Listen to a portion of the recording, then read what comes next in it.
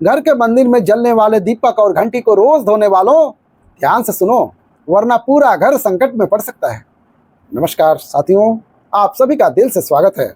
चाहे कुछ भी हो जाए, लेकिन पूजा घर में रखी घंटी, मूर्तियां और रोज जलने वाले दीपक के साथ एक खास गलती बिल्कुल भी मत करना, नहीं तो बर्बादी तय है। घर में दरिद्रता और आर्थिक तंगी का डेरा जम सकता है।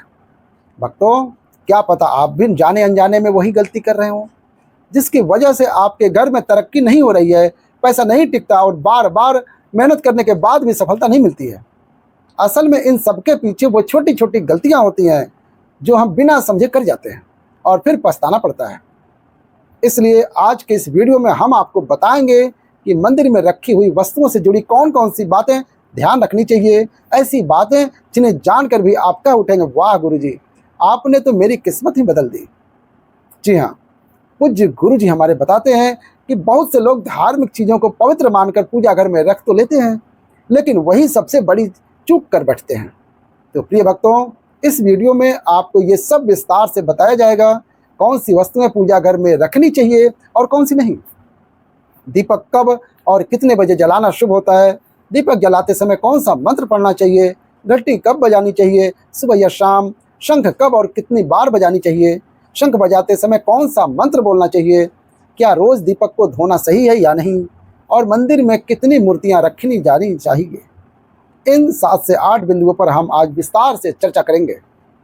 तो आप सभी से निवेदन है कि अपने लाभ के लिए इस वीडियो को आखिर तक जरूर देखिएगा, क्योंकि ऐसी जानकारी कितनों पैसे खर्च करने के बाद भी मिलना मुश्किल है। भक्तों, हम जो कुछ भी बताते हैं वो मनगढ़ंत कहानी नहीं बताते हैं। हमारा प्रयास है कि धर्मशास्त्र, ज्योतिष और ऋषि मुनियों के अनुभवों से प्राप्त ज्ञान को साधारण भाषा में आपके सामने रखें, ताकि हर कोई इस अमूल्य ज्ञान को निःशुल्क समझ सके। इसके अलावा एक बात और, एक भक्त ने हमसे पूछा था कि गुरुजी, मैं रोज पूजा करता हूँ लेकिन फल नहीं मिलता, उल्टा नुकसान हो जाता है, ऐसा क्यों? तो इस वीडियो में हम उस सवाल का भी रहस्य खोलेंगे, इसलिए अंत तक वीडियो में बने रहिएगा। भक्तों, वीडियो को एक छोटा सा लाइक जरूर दीजिएगा और हमारे YouTube चैनल को सब्सक्राइब करना मत भूलिएगा, ताकि ऐसी महत्वपूर्ण जानकारी सबसे पहले आप तक पहुंच सके। दोस्तों देखिए, हमारा काम है सलाह देना, हम मार्गदर्शन दे सकते हैं, फैसला तो आपको ही लेना होगा।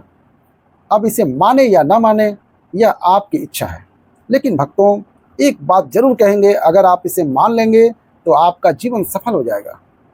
इस वीडियो को अंत तक देखने के बाद आपको किसी भी समस्या का सामना नहीं करना पड़ेगा, लेकिन अंत में फैसला आपके हाथ में है, क्योंकि आप खुद ही समझदार हैं। पूज्य गुरुजी हमारे कहते हैं कि पूजा हमारे जीवन का अभिन्न हिस्सा है और हम इसे हर कोई किसी न किसी देवी देवता की पूजा जरूर करता है। कोई देवी देवता की पूजा करता है तो कोई भगवान श्री विष्णु की पूजा करता है, और पूजा करने पर हमें निश्चित रूप से फल मिलता है। लेकिन क्या आप जानते हैं कि कई बार हमारी छोटी छोटी गलतियां पूजा के पूर्ण फल को प्राप्त करने में रुकावट डाल देती हैं। ये गलतियां अक्सर अनजाने में हो जाती हैं और हम इन्हें मामूली समझकर नज़रअंदाज कर देते हैं। हमारे शास्त्रों में इन बातों का विशेष उल्लेख किया गया है, ताकि हम पूजा में पूरा लाभ प्राप्त कर सकें। इस वीडियो में हम बात करेंगे घर के मंदिर में रखे दीपक और घंटी के सही उपयोग और उनकी देखभाल के बारे में। दीपक को क्या रोज धोना चाहिए या हफ्ते में 1 या 2 बार? धातु का दीपक हो तो उसकी सफाई कब करनी चाहिए? मिट्टी के दीपक का उपयोग किस मौके पर करना चाहिए? साथ ही मंदिर में घंटी का उपयोग कैसे करना चाहिए, कितनी बार बजाना चाहिए और कब बजाना चाहिए? क्या शाम की पूजा में घंटी बजानी चाहिए? इन सभी सवालों के जवाब आपको इस वीडियो में मिलेंगे। भक्तों, इस वीडियो को आप पूरा जरूर देखिएगा, क्योंकि अधूरी जानकारी कभी कभी गलतियों का कारण बन सकती है। कई लोग होते हैं जो वीडियो को बीच में ही देखना शुरू कर देते हैं, और ऐसे लोग जीवन में कभी सफलता प्राप्त नहीं कर पाते हैं। इसलिए वीडियो को हमेशा पूरा देखें, आधा अधूरा ना छोड़ें। कभी भी आप इस ज्ञानवर्धक जानकारी को केवल इसलिए ना छोड़ें क्योंकि इसे सरल और स्पष्ट भाषा में पेश किया जा रहा है, ताकि हर कोई आसानी से समझ सके। भक्तों, कुछ लोग ऐसे भी होते हैं जो नाच गाने और अर्धनग्न लड़कियों के वीडियो को देखते हैं और उस पर लाइक और सब्सक्राइब भी कर देते हैं, लेकिन जो हम जानकारी दे रहे हैं उस पर ध्यान नहीं देते और ना ही लाइक सब्सक्राइब करते हैं। तो मैं ऐसे भक्तों से कहता हूँ, क्या आप अपने जीवन को अंधकार में डालना चाहते हैं? ऐसी जानकारी आपको कहीं और नहीं मिलेगी। अब यह आपके ऊपर है, आप इसे माने या ना माने। तो चलिए अब ज़्यादा सफाई ना देते हुए वीडियो शुरू करते हैं। सबसे पहले बात करते हैं मिट्टी के दीपक की। मिट्टी के दीपक का उपयोग अक्सर दिवाली और अन्य धार्मिक त्योहारों या पूजा अनुष्ठानों पर किया जाता है और इसे घर के मंदिर या दरवाजे के पास जलाना बहुत शुभ माना जाता है। लेकिन जब इसे मंदिर में रखा जाता है तो इसकी परंपराएं थोड़ी अलग हो जाती हैं। मिट्टी के दीपक को शुभता का प्रतीक माना जाता है। आप इसे अपने घर के मंदिर में उपयोग कर सकते हैं क्योंकि यह किसी भी प्रकार के वास्तु दोष का कारण नहीं बनता। हालांकि इसे मंदिर में उपयोग करने का एक खास नियम है। मिट्टी के दीपक को एक बार जलाने के बाद उसे दोबारा मंदिर में नहीं रखना चाहिए। हर बार नया मिट्टी का दीपक जलाना शुभ माना जाता है। भक्तों, आपने देखा होगा कि लोग अक्सर पीतल या तांबे के दियों का इस्तेमाल करते हैं। ये दिए न केवल दिखने में सुंदर होते हैं बल्कि इनका धार्मिक महत्व भी बहुत ज़्यादा होता है। अगर आप भी इन दियों का इस्तेमाल करते हैं तो उनकी सफाई बहुत ज़रूरी है। रोज इन दियों को धोकर साफ करना चाहिए और सबसे अच्छा तरीका है गंगा जल से इनकी शुद्धि करना। गंगा जल से इन्हें धोने से न केवल इन दियों की पवित्रता बनी रहती है बल्कि घर में सकारात्मक ऊर्जा का संचार भी होता है। इसलिए इस आदत को रोज अपनाएं क्योंकि हफ्ते में या 1 या 2 बार धोने से यह पूरी तरह से शुद्ध नहीं हो पाते। घंटी की सफाई और बजाने का सही तरीका। अब बात करते हैं घर के मंदिर में रखी घंटी के बारे में। घर के मंदिर में अक्सर पीतल की घंटी देखी जाती है। घंटी की ध्वनि सकारात्मक ऊर्जा को बढ़ाती है और नकारात्मक ऊर्जा को दूर करती है। ध्यान रखें कि घंटी को कभी भी दक्षिण दिशा में नहीं रखना चाहिए क्योंकि इसे अशुभ माना जाता है। घंटी को पूजन स्थल से के पास या मंदिर के प्रवेश द्वार पर रखना चाहिए। सबसे शुभ घंटी वह होती है जिस पर गरुड़ की नक्काशी बनी होती है। इसे गरुड़ घंटी कहा जाता है और यह सबसे उत्तम मानी जाती है। अब जान लेते हैं कि घर में घंटी को कितनी बार बजानी चाहिए। भोग लगाते समय घंटी को 5 बार बजानी चाहिए ताकि भगवान भोग को जल्दी स्वीकार कर लें। पूजा के दौरान घंटी को जोर से या लगातार नहीं बजानी चाहिए। इससे केवल 3 बार बजानी चाहिए। घंटी को हमेशा दाहिने हाथ से बजाएं और मुख आपके सामने की तरफ होना चाहिए। घंटी को रखने और बजाने के अन्य महत्वपूर्ण नियम। साथ ही भक्तों, घंटी को कभी भी दक्षिण दिशा में नहीं रखें क्योंकि यह किसी भी पूजा सामग्री के लिए अशुभ मानी जाती है। जब भी घंटी मंदिर में रखें, ध्यान रखें इसका मुख पूजन स्थल की ओर हो। मंदिर में घंटी को सुबह की पूजा में ही बजाना चाहिए। शाम की पूजा में घंटी बजाना अच्छा नहीं माना जाता है। इस नियम का पालन करके आप अपने पूजा पाठ को अधिक फलदायी बना सकते हैं। मंदिर में घंटी बजाने के सही तरीके। जब भी आप किसी मंदिर में जाते हैं, खासकर घर के बाहर के मंदिर में, तो मंदिर में प्रवेश करते समय ही घंटी बजानी चाहिए। मंदिर से बाहर निकलते समय घंटी बजाने की आवश्यकता नहीं होती। जब आप घंटी बजाते हैं तो इसका अर्थ होता है कि आप मंदिर में प्रवेश कर रहे हैं और यह आपके आगमन को दर्शाता है। एक बार घंटी बजाने का मतलब है कि आपने भगवान के दरबार में प्रवेश कर लिया है और अब आपकी पूजन आराधना कर रहे हैं। यदि आप 2 बार घंटी बजाते हैं तो इसका अर्थ है कि आप अपनी प्रार्थना या मन की बात भगवान के समक्ष रख रहे हैं। पूजा स्थल से संबंधित कुछ महत्वपूर्ण बातें। अब हम आपको कुछ ऐसी बात बताने जा रहे हैं जिन्हें शायद आपको कोई बताए। इन्हें गौर से सुनिएगा ताकि आप भगवान को आसानी से प्रसन्न कर सकें। भक्तों, जैसे ही आप अपने घर में मंदिर बनाते हैं, ध्यान रखें कि उसका स्थान बहुत महत्वपूर्ण होता है। मंदिर को हमेशा घर को एक शांत और साफ स्थान पर रखें जहां से नकारात्मक ऊर्जा बाहर ना आ सके। विशेष रूप से मंदिर को कभी भी बेडरूम या सोने के कमरे में नहीं रखना चाहिए। यदि ऐसा करना जरूरी हो तो ध्यान रखें कि मंदिर को रात में ढक दें ताकि सोते समय वहां से निकलने वाली सकारात्मक ऊर्जा आपके विश्राम को प्रभावित न करे। यह आपके घर में शांति और समृद्धि बनाए रखने में मदद करेगा और पूजन और ध्यान में गहरी एकाग्रता का अनुभव करेगा। एक अन्य महत्वपूर्ण बात यह है कि पूजा करते समय कभी भी काले कपड़े नहीं पहनने चाहिए। काले कपड़े पहनने से मन में नकारात्मक भावनाएं उत्पन्न हो सकती हैं जो पूजा की ऊर्जा को कम कर सकती है। इसलिए हमेशा हल्के और शुभ रंग के कपड़े पहनें। ताकि आपके मन में सकारात्मकता और शांति बनी रहे।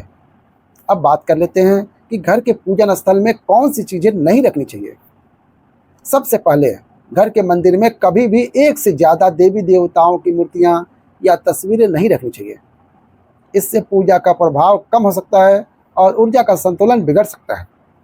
इसलिए एक ही देवी या देवता की मूर्ति या तस्वीर रखें ताकि भगवान की ऊर्जा सही दिशा में आपके जीवन में प्रवेश कर सके। अगला महत्वपूर्ण नियम है शिवलिंग से संबंधित। यदि आप शिवलिंग का पूजन करते हैं तो उसे हमेशा उत्तर या पूर्व दिशा में रखें। इससे कभी गंदे स्थान या ऐसी जगह पर ना रखें जहां वहां ज़्यादा हलचल हो। शिवलिंग की पूजा करने से पहले यह सुनिश्चित कर लें कि वह सही दिशा में है और उसका स्थान शुद्ध है। भगवान की टूटी हुई मूर्तियां कभी भी पूजन स्थल में नहीं रखें। टूटी हुई मूर्तियां भगवान की पवित्रता को प्रभावित करती हैं और पूजन स्थल की ऊर्जा भी कम हो सकती है। ऐसी मूर्तियों को पूजन स्थल से हटा दें और उन्हें सही तरीके से त्याग दें। पूजन स्थल से शंख, गोमती चक्र और जल रखना बहुत शुभ माना जाता है। शंख से भगवान के आशीर्वाद की ध्वनि आती है, गोमती चक्र से समृद्धि आती है और जल रखने से ऊर्जा शुद्ध होती है। इन चीज़ों को हमेशा साफ और शुद्ध रखें। अब बात करते हैं पूजन स्थल की सफाई की। पूजन स्थल को हमेशा साफ और शुद्ध रखें। इससे घर में सकारात्मक ऊर्जा का प्रवाह होता है और पूजन स्थल की पवित्रता बनी रहती है। पूजा करने से पहले और बाद में पूजन स्थल की सफाई करें ताकि वहां से निकलने वाली ऊर्जा नकारात्मक न हो। तो भक्तों, इन सभी नियमों का पालन करके आप अपने पूजन स्थल की पवित्रता बनाए रख सकते हैं और घर में शांति एवं समृद्धि का अनुभव कर सकते हैं। ध्यान रखें, सकारात्मक ऊर्जा का प्रवाह और सही दिशा में पूजा से भगवान की कृपा आपके जीवन में बनी रहती है। पूजन स्थल पर गंदगी से नकारात्मक ऊर्जा का संचार होता है जो पूजा के प्रभावशीलता को कम कर सकता है। इसलिए पूजन स्थल की सफाई रोज करनी चाहिए ताकि वहाँ का वातावरण हमेशा सकारात्मक बना रहे। साथ ही पूजन स्थल को हमेशा व्यवस्थित और सुंदर रखें ताकि ध्यान केंद्रित करने में कोई विघ्न न आए। अब हम जानेंगे पूजा मंदिर से जुड़े कुछ जरूरी नियमों के बारे में। पूजा स्थान को हमेशा घर के शांत और पवित्र स्थान पर रखें, जैसे उत्तर पूर्व दिशा में। यह दिशा घर में सकारात्मक ऊर्जा का संचार करती है और पूजा का प्रभाव बढ़ाती है। पूजन स्थल को कभी बेडरूम या रसोई के पास नहीं रखनी चाहिए। इन जगहों पर नकारात्मक ऊर्जा हो सकती है। पूजा स्थल के आसपास का वातावरण साफ और व्यवस्थित होना चाहिए ताकि ध्यान केंद्रित करने में कोई विघ्न न आए। अब हम आपको कुछ ऐसी बात बताएं। चलिए हम जान लेते हैं दीपक जलाने के कुछ महत्वपूर्ण नियमों के बारे में। दीपक जलाना एक शुभ कार्य माना जाता है, लेकिन इसे सही तरीके से करना बहुत जरूरी है। सही तरीके से दीपक जलाने से भगवान की कृपा प्राप्त होती है और घर में सकारात्मक ऊर्जा का वास होता है। पूजा में दीपक का स्थान बहुत महत्वपूर्ण होता है। इसे हमेशा भगवान की मूर्ति के साथ रखें ताकि दीपक की रोशनी भगवान के आशीर्वाद का प्रतीक बने। वास्तुशास्त्र के अनुसार घी का दीपक हमेशा बाएं तरफ और तेल का दीपक हमेशा दाहिने तरफ रखें। ऐसा करने से पूजन स्थल में ऊर्जा का संतुलन बना रहता है। दीपक को कभी भी पश्चिम दिशा में नहीं रखना चाहिए क्योंकि यह दिशा नकारात्मक ऊर्जा की दिशा मानी जाती है। दीपक को उत्तर या पूर्व दिशा में रखना सबसे अच्छा माना जाता है। दीपक जलाते समय हमेशा ध्यान रखें कि उसकी बत्ती का मुख पूर्व या उत्तर दिशा की ओर हो। यह दिशा सकारात्मक ऊर्जा की दिशा मानी जाती है और इससे पूजा में शक्ति और प्रभाव बढ़ता है। साथ ही घी के दीपक में रुई की बत्ती और तेल के दीपक में कलावा, कच्चा धागा वाला कलावा का उपयोग करें। यह परंपरा वास्तुशास्त्र और ज्योतिष शास्त्र दोनों में शुभ मानी जाती है। नवरात्रि के दौरान विशेष ध्यान रखें कि माँ दुर्गा और माँ लक्ष्मी के सामने गोल बाती का दीपक नहीं जलाना चाहिए क्योंकि इससे पूजा में अनिष्ट प्रभाव उत्पन्न हो सकते हैं। साथ ही दीपक जलाने के बाद तुरंत तेल का दीपक ना जलाएं।